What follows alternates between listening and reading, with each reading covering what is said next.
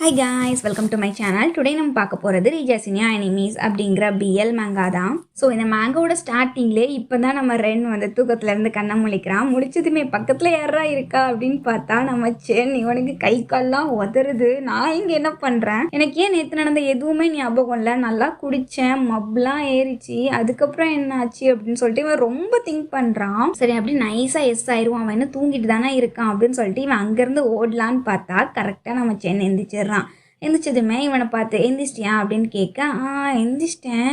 ஆமாம், நான் இங்கே என்ன பண்ணுறேன், இது என்ன இடம் அப்படின்ட்டு நம்ம ரென் வந்து கேட்க, மறந்துட்டியா நேற்று நைட்டு கூட நீ ரொம்ப குடிச்சிட்டு மீட்டிங்லலாம் ரொம்ப அலப்பறை பண்ண, அப்புறம் நான் தான் உன்னை இங்கே கூப்பிட்டு வந்தேன், இது என்னோட வீடு தான் அப்படின்ட்டு சென் சொல்ல, என்ன உன்னோட வீடா அப்படின்னு சொல்லிட்டு இவனுக்கு இன்னும் கை கால்லாம் நடுங்க ஆரம்பிச்சிருது. நான் எப்படி அவ்வளோ குடித்தேன் மப் ஏறுற வரைக்கும், அது மட்டும் இல்லாமல் நேற்று எனக்கு ஞாபகம் இருக்க வரைக்கும் சொல்ல போனால் நான் தான் ஃபஸ்ட்டு ஆரம்பித்த மாதிரி தெரியுது அப்படின்னு சொல்லிட்டு இவன் திங்க் பண்ணுறான். ஆக்சுவலாக ஆரம்பித்தது வந்து நம்ம சென் தான், பட் ரென்னை பொறுத்த வரைக்கும் அவன் அந்த கிஸ் பண்ணால தான் ஆரம்பித்தான் அப்படின்னு சொல்லிட்டு இவன் நினச்சிக்கிட்டு இருக்கான். அப்போ கரெக்டாக சென்னும் வந்து கூப்பிட்றான். நீ இப்படியே இருந்தேன்னு வையன், இன்னைக்கு வேலைக்கு போக முடியாது, மணி 7:30 ஆகுது, சீக்கிரமாக போய் கிளம்பு அப்படின்னு சொல்லிட்டு இவன் அங்கேருந்து கிளம்ப. சரி பாத்ரூம் எங்கே இருக்குது அப்படின்ட்டு ரென் கேட்குறான். அவனும் எங்கே இருக்குன்னு சொன்னதுமே இவன் பில்லோட பாத்ரூம்குள்ளே வரான். நான் தான் ஃபஸ்ட்டு மூவ் ஆரம்பிச்சிட்டேனா, என் வாய் கொஞ்ச நேரமாச்சு சும்மா இருக்கான், அவனை போய் கிஸ் பண்ணியிருக்கேன், டேய் கொஞ்ச நாள் வெயிட் பண்ணலாம்ல, அதுக்கப்புறம் பார்த்துக்கலாம்ல அப்படின்னு சொல்லிட்டு இவன் அவனுக்கு அவனே திட்டிக்கிட்டே இருக்கான். சென் வந்து ரொம்ப காமாக இருக்கான்.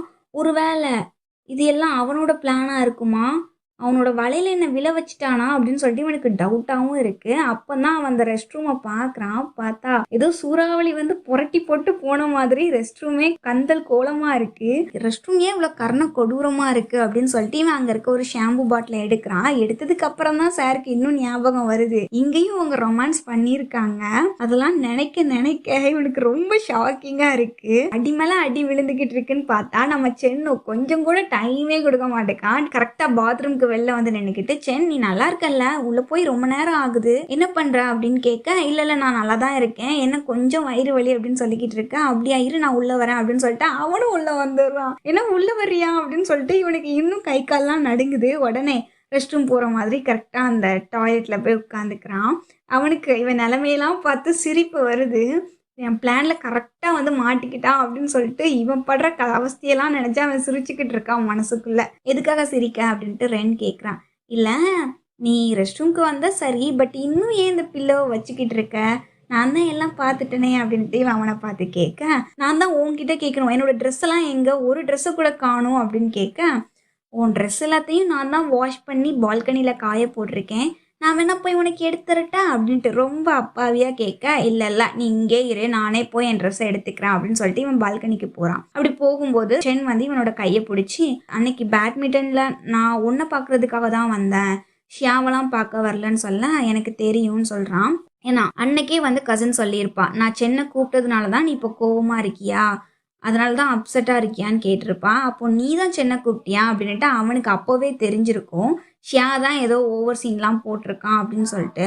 இதை வந்து இப்போ நம்ம சென் கிட்ட சொன்னதுமே, உனக்கு தெரியுமா, உனக்கு தெரியும் அப்படின்னா எதுக்காகடா என்ன 3 நாளாக இக்னோர் பண்ணிக்கிட்டு இருந்தேன், வேணும்ட்டே பண்ணியா அப்படின்ட்டு இவன் கேட்க, நான் எங்கே உன்னை இக்னோர் பண்ணேன், நான் உன்னோட டீம் ஹெட்டுடா, எனக்குன்னு வேலை இருக்காதா, வேற ஒரு ப்ராஜெக்ட் விஷயமா கிளைண்ட் கூட பேசிக்கிட்டு இருந்தேன், அதனால தான் உன்கிட்ட பேச டைம் இல்லை அப்படின்னு சொல்ல, ஓ அப்படியா இதான் விஷயமா அப்படின்னு சொல்லிட்டு இவன் அதையே நினச்சிக்கிட்டு இருக்கான். அதுக்கப்புறம் தான் இவனுக்கு ஞாபகம் வருது, அச்சச்சோ இவன் பால்கனிக்கு போனானா என் வண்டவாளெல்லாம் தண்டவாளம் ஏறிடுமே அப்படின்னு சொல்லிட்டு, டே இருடா நானே உனக்கு ட்ரெஸ் எடுத்து தரேன் அப்படின்னு சொல்லிட்டு இவன் பின்னாடி ஓடுறதுக்குள்ள அவன் எல்லாத்தையுமே பார்த்துடுறான். இதுதான் உன் வீடுன்னு நீ சொன்னல, நீ என் வீட்டுக்கு ஆப்போசிட்டில் தான் இருக்கியா அப்படின்னு கேட்க, நான் எக்ஸ்பிளைன் பண்ணுறேன்டா அப்படின்ட்டு இவன் சொல்கிறதுக்குள்ளே அங்கே நம்மளோட கசின் வந்து, நீ காலை பொழுது அப்படின்னு சொல்லிட்டு ரொம்ப ஹாயாக வந்திருக்கா. அவள் ரொம்ப ஹாப்பியாக இருக்கா. நல்ல வேலை நேற்று அண்ணன் வீட்டுக்கு வரல, அவன் மட்டும் வீட்டுக்கு வந்திருந்தான், நான் நைட்டு ஊர் சுற்றுனதெல்லாம் கண்டுபிடிச்சி எனக்கு லெக்சர் எடுத்திருப்பான், நல்ல வேலை அவன் வீட்டுக்கு வரல அப்படின்ட்டு இவக்கு ஜாலியாக என்ஜாய் பண்ணிக்கிட்டு இருக்கா. பக்கத்து வீட்டை பார்த்தா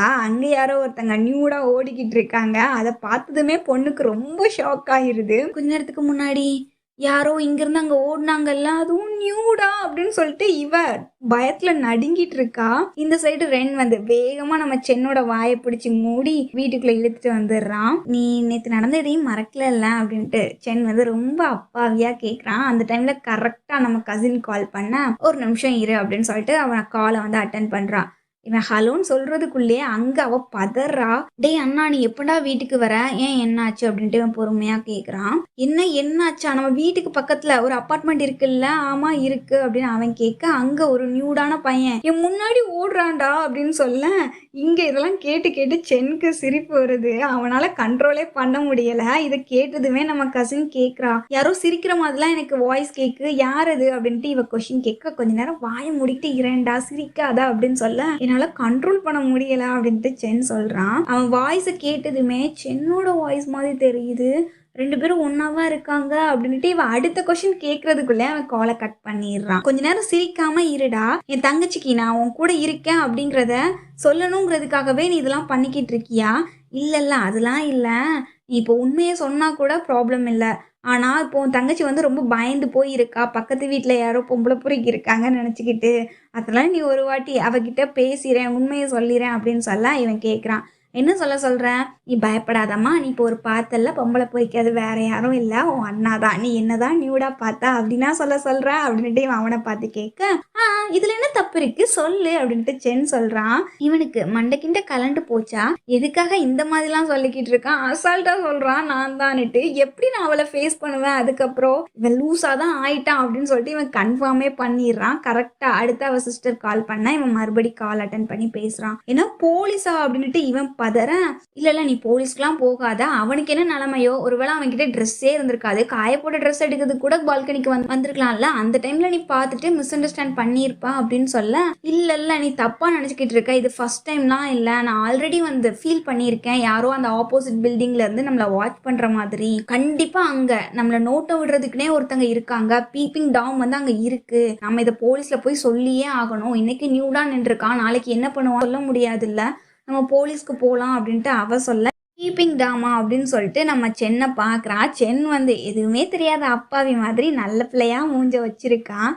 சொல்லு என்ன பண்ண அப்படின்னு கேட்க, நான் தான் அது, நீ ஃபர்ஸ்ட் டைம் அந்த ஆஃபீஸில் வந்து சேர்ந்தல்ல, அன்னைக்கே தெரியும் நீங்க தான் வந்து செட்டில் ஆயிருக்கன்ட்டு. ஏன்னா உன்கிட்ட வந்து நீ என் வீட்டுக்கு பக்கத்துல தான் இருக்கேன்னு சொன்னா, நீ இந்த வீட்டை விட்டே போயிடுவ, அப்புறம் நான் எப்படி உன்னை பார்க்க, அதனால தான் எப்போவாச்சும் உன்னை பார்க்கணும்னு தோன்றப்போ மட்டும் நான் இந்த மாதிரி எட்டி பார்ப்பேன். பட் உன் தங்கச்சி சொல்ற மாதிரிலாம் நான் அவ்வளோ சீரியஸாலாம் எதுவும் பண்ணல, அவ ஓவரா பேசிக்கிட்டு இருக்கா அப்படின்னு சொல்ல, ஓவரா பேசிக்கிட்டு இருக்காளா அப்படின்னு சொல்லிட்டு இவன் திங்க் பண்றான். இப்பதான் இவனுக்கு வந்து தோணுது, ஒருவேளை இவன் தான் இந்த பிளான் எல்லாம் போட்டு என்னை இந்த சுச்சுவேஷன்ல கொண்டு வந்துட்டு விட்டுருக்கானா அப்படின்னு சொல்லிட்டு இவன் அவனே முறைச்சு பார்த்துக்கிட்டு இருக்கான். இவன் அதுக்கு ஏத்த மாதிரியே, நேற்று நடந்ததெல்லாம் நீ மறக்கல இல்ல, இவ்வளவு நேரம் எனக்கு டவுட்டா தான்டா இருந்துச்சு, ஆனா நீ திரும்ப திரும்ப கேட்கும்போது தான் எனக்கு கன்ஃபார்மே ஆகுது, நீ வேணும்ட்டே தானே பண்ணன அப்படின்னு சொல்லிட்டு இவன் மனசுக்குள்ள நினைச்சுக்கிறான். நீ என்ன சொல்றேன்னு எனக்கு தெரியல, நேற்று என்ன நடந்துச்சுங்கிறது எனக்கு இன்னும் ஞாபகம் இல்லை, நான் வேற நிறைய குடிச்சிருந்தானா, அதனால நீ என்ன சொல்றேன்னு எனக்கு புரியல, அது மட்டும் இல்லாம எனக்கு வேலைக்கு லேட் ஆகுது அப்படின்னு சொல்லிட்டு இவன் நைஸா எஸ் ஆயிடுறான். என்ன உனக்கு ஞாபகம் இல்லையா?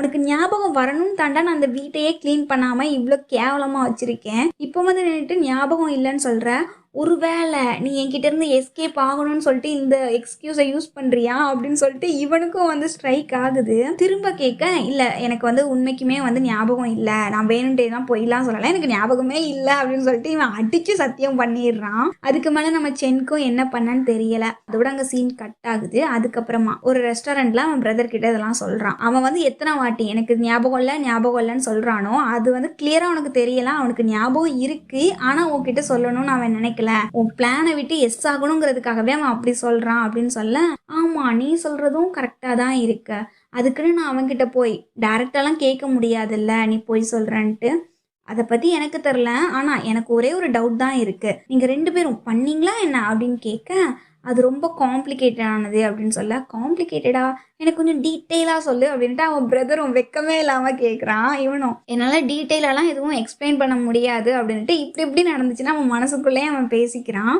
சரி இப்போ நீ இதெல்லாம் பற்றி கேட்காத, வா நம்ம ஒர்க்கை பற்றி பேசலாம், நான் ஏதோ கிளைண்ட்டை பார்க்க வரேன்னு நினச்சேன், ஆனால் என்னோட கிளைண்ட் நீயா இருப்பா நான் எக்ஸ்பெக்டே பண்ணல அப்படின்ட்டு சென் சொல்ல, ஏன் உன் அண்ணன் இவ்வளோ பெரிய நிலைமைக்கு வந்திருப்பான்னு நீ எக்ஸ்பெக்ட் பண்ணலையா அப்படின்ட்டு அவன் பிரதர் கேட்குறான். அந்த டைமில் ரென்னும் வந்து கரெக்டாக இந்த ரெஸ்டாரண்ட் தான் வரான். இங்கே ரென் என்ன பண்ணுறான் அப்படின்ட்டு சென்க்கு கொஞ்சம் நர்வஸ் ஆகுது. கரெக்டாக அவன் அண்ணனும் அந்த டைமில் தான், ஏன் உன்னால் எக்ஸ்பிளைன் பண்ண முடியாது, ஒருவேளை அவனால் அது பண்ண முடியலையா, இம்பார்ட்டன்ட் ஆயிட்டானோ அப்படின்ட்டு அவனை பார்த்து கேட்குறான். இது எல்லாத்தையுமே நம்ம ரென்னும் வந்து கேட்குறான். அப்படி முறைச்சி ரெண்டு சென்னை பார்க்க அதோட இந்த சாப்டர் இங்கே க்ளோஸ் ஆகுது. ஸோ நீங்கள் என்ன நினைக்கிறீங்க, இந்த சாப்டர் நீங்கள் என்ஜாய் பண்ணீங்களா இல்லையாங்கிறத கமெண்ட் பண்ணுங்கள். அண்ட் தேங்க்ஸ் ஃபார் வாட்சிங்.